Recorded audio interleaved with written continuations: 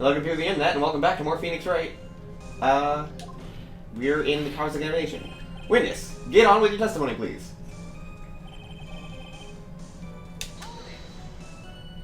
So your only customers were Mr. Kudo and the victim?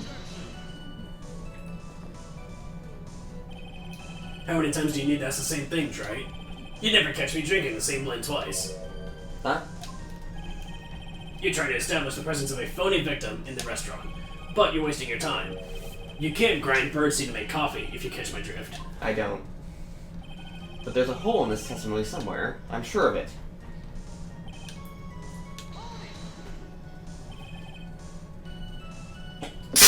Bless you. Thank you. Did you see him? No, I was in the kitchen, but I heard him. I remember him shouting, "Yes, $500,000!" Presumably the defendant heard that too, then, correct? Maggie? She looks like a poor little frightened dove. And what about Mr. Kudo? Law man choked on some bird seeds that got stuck in his throat. It seems we now have yet another incident on our hands.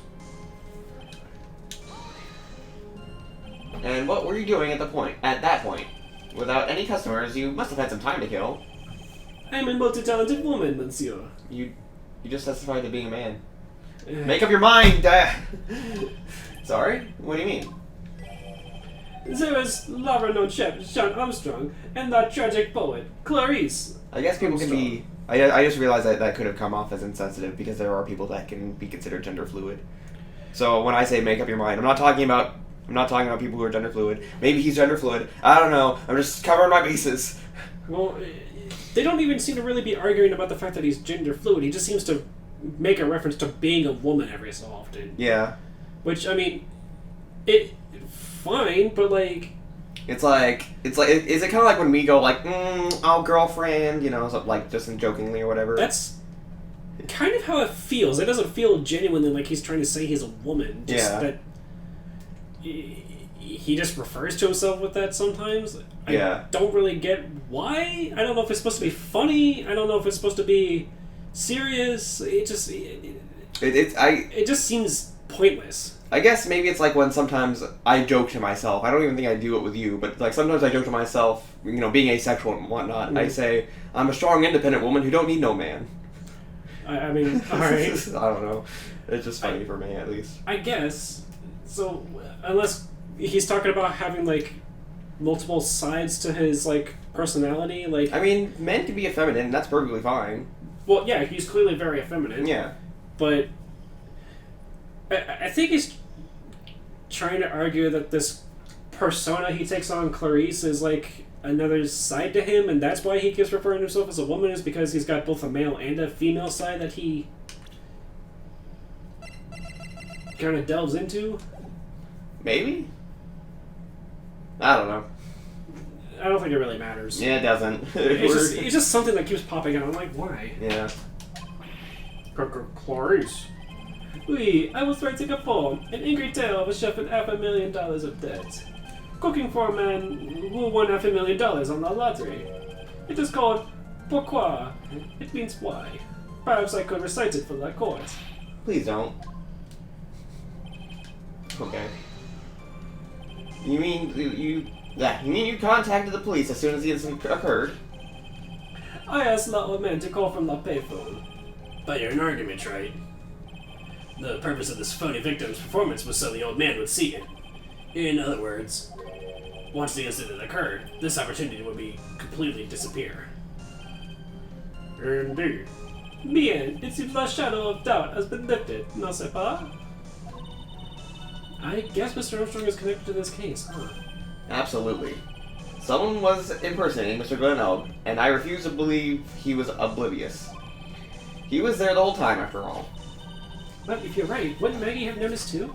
She fell unconscious when the incident occurred, remember? Ah, you mean that's when the phony stages act? We'll know for sure once I find a hole in his testimony. Okay, well, it probably has something to do with the time. I can also see what the other path leads me here.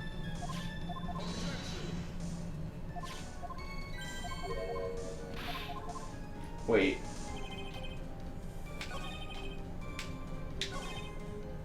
Oh, can I not? The other testimony disappear or something?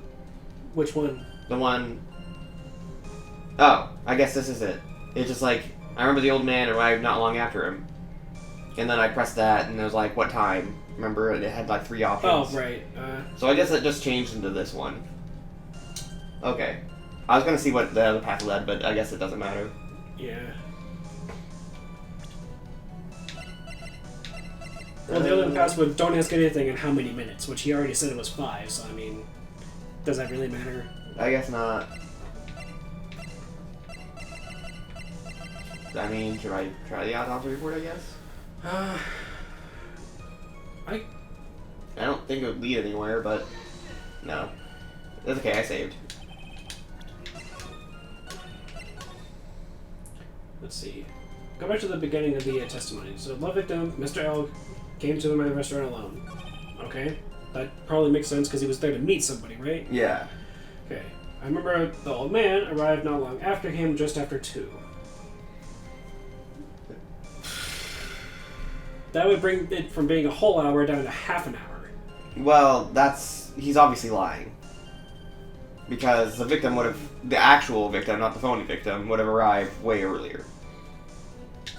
Wait a second. What time? That Millionaire Radio. Go back to that, because didn't they say that's like, 1:30 p.m. every day. That's what he was listening to. Oh, Johnny, you're a genius. I'm afraid I finally got you, Mr. Armstrong. What? Well, what do you mean? At the time in question, the victim was listening to the radio with his earpiece. The show he was listening to was Millionaire Radio. Each week, they announced the winning numbers of a $500,000 lottery ticket. Oui, that must be the show Bon L was listening to. I can't see any problem with this testimony, Mr. Wright. I wonder. You say the victim arrived at your restaurant after 2 p.m., correct? Oui, I'm sure of it. I remember it perfectly now. I know it was that time because I had just finished serving my lunch menu.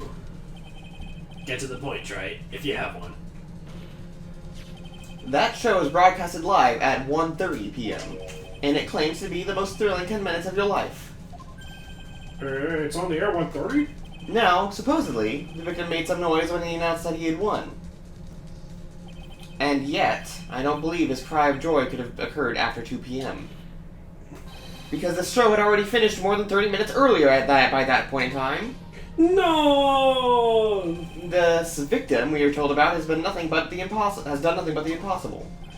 Listening to the radio with an injured eardrum, catching a show that was already over. There's only one conclusion you can draw from these facts. This victim was an imposter acting out the poisoning 30 minutes after the real murder. Yes, there were 2 Glenelgs in Tribulations that day. The real Glenelg, now dead, having been poisoned by the real killer, and the phony Glenelg acting out the events for Mr. Kudo to witness. It certainly seems that way. I mean, if that wasn't the case, how would you explain the time discrepancy? Quite a performance, Trite. You were almost on the roll. But, Sally, you lack the rock-hard foundation of rhythm to build your song. What is this? Music Theory 101? 103, actually. No. Also, let's recap. According to your imaginative theory, it's now just after 2 p.m. A phony elk is performing a play for the benefit of Mr. Kudo. How do you explain then where the real Glen Elk is? I don't believe I have to spell it out for this court. However, at that time, the real Glen Elk was already dead. That's certainly the obvious conclusion. Thank you, Trey. That's exactly what I was hoping you would say. What? Now, I presume you can prove this theory of yours. Can you explain where the missing corpse went to? The kitchen, probably. The missing corpse? According to the old man's testimony, there was only one other customer there. If that customer was the phony Glen Elk, then where did the killer hide the body of the real victim? Ah! I already know this, though, because Armstrong's in on it. The prosecution has a valid point, Mr. Wright. If your theories are stand up to examination by the court, you must provide us with proof by answering the prosecution's question. Where did the killer hide the body? Yes, Your Honor. No conjecture, Trey. Let's hear some facts for once. Show the court a piece of evidence that proves where the body was hidden. Evidence? What's with the intense pressure in here all of a sudden? I thought I had him with that contradiction. But he's turned it all around and backed me into a corner instead. I'm telling you, it's the kitchen. Well, Mr. Wright, the court will now hear the defense's theory and evidence. First, where was the body of the real Mr. L concealed? It would have been too dangerous to take the body outside. Obviously, the body must have been hidden somewhere inside Tribulations. Interesting. But where could a body have been hidden inside a restaurant? Perhaps you would care to show the court on these plans, Mr. Wright. I'm gonna save just in case. But I'm pretty sure it's probably the kitchen. Yes, Your Honor. The exact location where the body was hidden is the kitchen. The body was hidden here.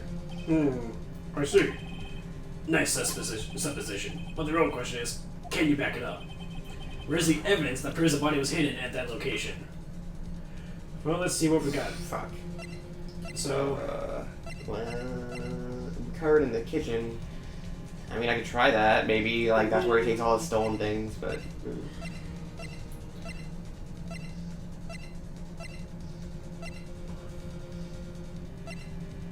what about the bottle of his medicine? We found that in the kitchen, right? We did. Covered in unidentified fingerprints, too. Should we try that? But you already saved, right? Yes. That's the only thing I could think of. Mr. Armstrong. You're so smart. Here. I try. Yeah. Do you recognize this bottle? No. I have never seen that ugly bottle in my life before. I only use the very best bottles, monsieur. The highest quality, only for me. Where was that bottle found, Mr. Wright? Interestingly enough, Your Honor, it was found in the kitchen of Tribulations. Eh? Quoi? But I only ever use these bottles for my aromatherapy oils. But this bottle doesn't contain aromatherapy oil, Mr. Armstrong. No, it contains medication. What kind of medication? I'm sure everyone remembers, don't they? That Mr. Gunn visited a ortolaryngological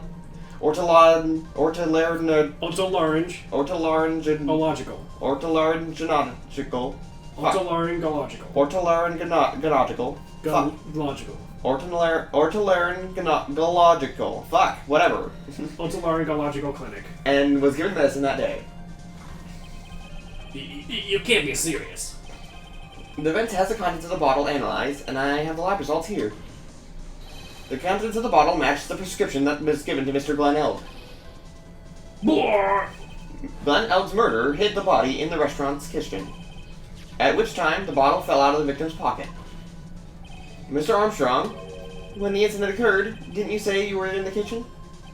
Mon Dieu. Yes, you know what I'm about to say. It was you who hid the victim's body. You did a fine job pretending to defend my client, Maggie Bird, however. You were setting her up to take the fall behind the poor girl's back. No! Order! This is an extraordinary development. Witness, did you murder Mr. Glenn Eld? Never. I could not do such an horrible thing. No!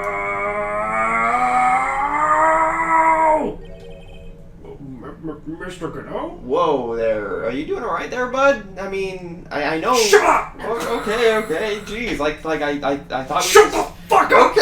Okay. The bitterness. Every time I get lied to, I always down a mug of coffee. That's one of my rules. You have the slightest idea how many cups you've had... Sorry. You have the slightest idea how many cups of coffee you had by now? 14 to be exact. Also bless you. Thank you. Then, I like to do the same to the person who lied to me. I like to take them down with my empty cup. Listen up, chef. How about a brand new flavor in here, my H-deficient friend? Je vous demande pardon. Please, you must hear me out. It is a trap. Listen to me. Por favor.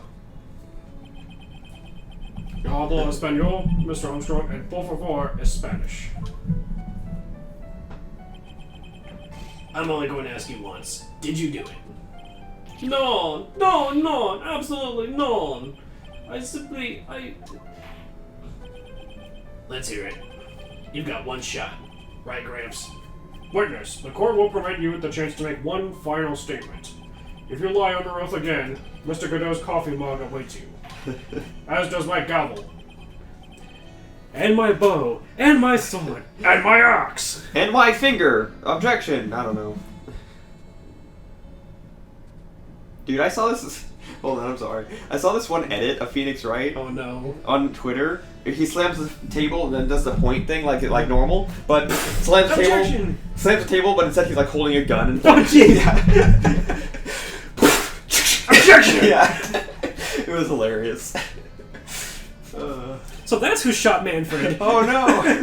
It shot himself. Phoenix shot him in court.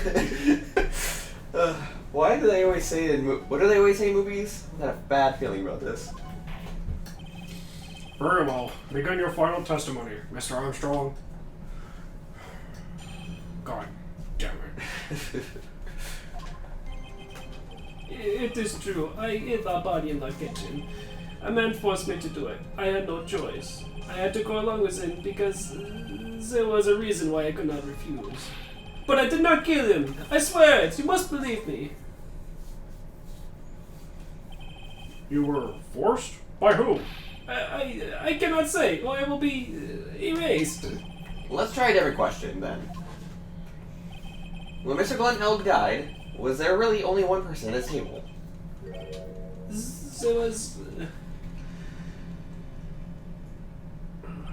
There was another man. I knew it. Maggie was telling the truth. Yeah. Yeah. You may now cross-examine the witness, Mr. Wright. There's just one more thing I need to do. I gotta break this guy and get him to tell us the name of the real killer. Well, we already know. Right. Should I just present El Tigre? Uh, Well, I should cross everything first. Did you carry the body by yourself? I carried him, and I carried Maggie too. Maggie too? When she saw the victim collapse, she fainted. I could not leave her there. But why did you hide the bodies? The man forced me to do it. I had no choice. What man? Who was he? No, I cannot say. I fear for my life. He's really scared. I just have to put the words in his mouth, Nick. Yeah, you're right. If he won't tell me, I'll tell him. But why would you go along with this man? And what reason would that be, Mr. Armstrong? You know, Monsieur. Surely you cannot expect a young maiden to talk about such an embarrassment. A maiden? You're a bit old to get away with that. You're a bit too male. I can't finish the cross-examination without establishing this reason, so I'll just have to prove it with evidence. Okay. Oh, whoops. So you can find it, yeah. Hold on, I'll do that after Suck it to him, Nick. So, you were claiming that all you did was hide the bodies, is that correct? That's right. If we are to believe you, Mr. Armstrong, you must tell the court everything. You must make clear the identity of the man who ordered you to do this. He's already confessed this much. He might as well stop dancing around the real issue. Yeah, but he really doesn't want to tell us who the killer is. Then sock it to him, Nick. Yeah, that's not a bad idea. Alright, so... Okay, so... probably... Had no choice. No, it's the next one over. I think we should... the reason is because he's in debt. Okay. And so he's being blackmailed into doing it because he's in debt to tender lender for $500,000. Well, should we present his debt then? I think so, because he said that we have to establish the reason why he did it before... Okay. You have $500,000 debt, don't you? $500,000. Is this true, Mr. Armstrong? We already went over this. I don't think we went over it in court, though. We didn't? Oui, je suis désolé. I was weak and I borrowed the money. Sorry. This is Mr. Armstrong's Achilles heel. And that's why you couldn't refuse anything asked of you by this man. Okay, now we present. Tigre. Furio Tigre, apparently. Yeah. Honestly, I just figured that instead of being like the Don, I just figured his name was just Don as a play on it. I mean, yeah. But I guess not. $500,000 loan from a black market loan shark. And you had no way of paying it back, did you? And that's why you were forced to do anything this man told you to. Oui, it is as you say. Mr. Armstrong. That tiger, he told me he was going to use my restaurant for a business rendezvous. On the day in question, he was meeting the victim to demand that he repay his loan. I don't know why it happened like that. I just did what he told me to do. I had no choice. I carried the body of the inconscient Maggie out of the dining area and into the kitchen. After that, I just tried to forget what I had seen. I think we can now safely say that the man who forced your hand was Mr. Furio Tigre. Tigre. Tigre. Tigre. Tigre. Gray. Gray. Gray. Gray. I'm having trouble doing that for some reason. Tigre. Tigre. Tigre. Yeah. I do have one further question for you, Mr. Armstrong. The poison in the lottery ticket that were found in the defendant's apron pocket. Was that your doing as well? No, I knew nothing about that. Making it look like it was Maggie who had done it, I was not... It is despicable. Mr. Godot, you will summon this Furio Tigre as a witness. I doubt that can be arranged today, so we will adjourn for now. Proceedings will continue tomorrow.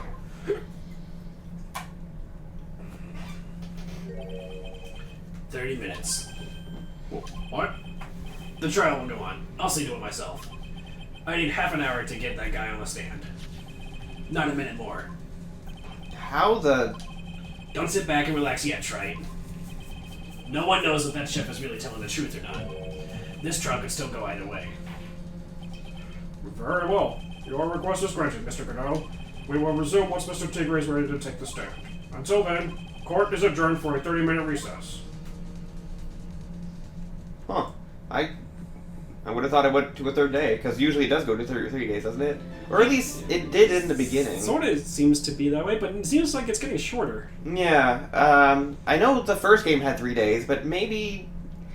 Because I know the last chapter only had 2 days. Right, and there was one like that went on 2 days as well in the second game, I'm pretty sure. Yeah. The one for Will Powers, I'm pretty sure, was only 2 days.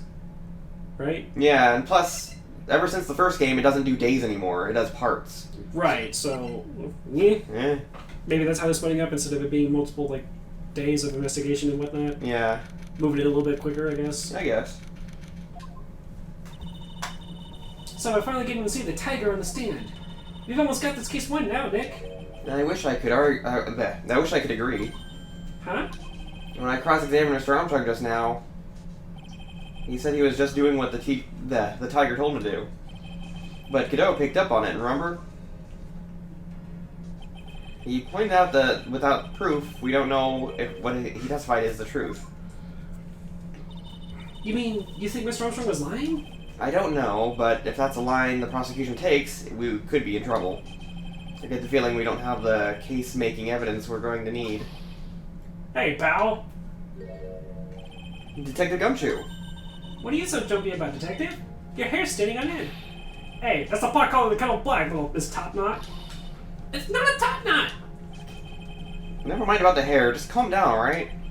I can't stand still when I don't have a job to do. I kind of get wound up. I feel that. Ah! No kidding. You gotta have something you need me to do, pal. Anything. Well, Hey, I'm gonna take a jog back down to the precinct. I could get some prints analyzed for you if you've got an hour. an hour? The trial will have reconvened by then. But Nick, we still don't have a really decisive piece of evidence, right? The fingerprints on the bottle. Probably, yeah. True. Without some kind of trump card to pull out of my bag, we're really stuck. You said you'd get some fingerprint analysis done in an hour? You bet. In that case, would you mind checking the prints on this for me? The green bottle? Well, the green bottle I assume would be Glenn's fingerprints. Can we get fingerprints? It just says Okay. they're unidentified. So we need to figure out whose they are either way. I wish I could say right now, just to be on the safe side. It's literally the only thing we have with any unidentified fingerprints on it. Like, what? Yeah, alright. If you're going back to the station anyway, could you find out whose prints were on this? Oh, hey, that's a small bottle I gave back to you this morning, right? Yeah, I think it's time we solve that last mystery of the prints on, of who the prints on it belong to. Sure thing, pal. Actually, that's been gnawing at me too. Okay, I'll get this up to the lab right away. Just make sure you don't lose the case before I get back. Yeah, it'll probably be one of those things where he comes in clutch. Right. Yeah. Like we're about to Well, lose. Tribes, do you actually have the evidence to prove that it was Tigray or not? Oh, jeez. Well, I mean, actually, Gumshoe goes like, aha! Well, since Mr. Wright does not seem to have any evidence I can actually fully incriminate Mr. Tigray, I'm afraid I have to declare Gumshoe this. kicks open the door. Wait, Your Honor! I have the evidence right here! Why'd you give him the pain voice? I was not trying to. Well, whatever. He puffs in like, objection! Mm-hmm. I Hey, always want pal. to say that. Hey, pal, I got the evidence right here. Is that better? I guess. Listen, I don't do the voice as well as you do. If you say so. It's different, alright, I'll say that much. It's time to separate the phonies from the real guys.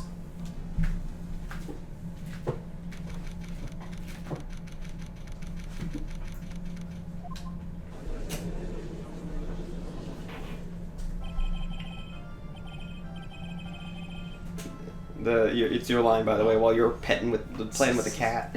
Quote when I reconvene. Mr. Godot, did you find this Furio Tigray? I even tamed him for you. It was a 3-cup job, no problem. Tamed him? The guy's name may be Fear Tigre, but come on. He's pretty lively. Be careful, he still bites. Very well, please show Mr. Tigray to the stand.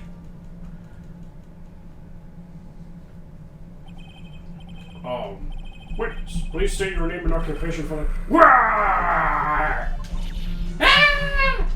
Bye, Maya. Don't hide under the table, Maya, unless there's room down there for me too. What were you doing? What you was saying to me? Nothing. I didn't say nothing. Honest.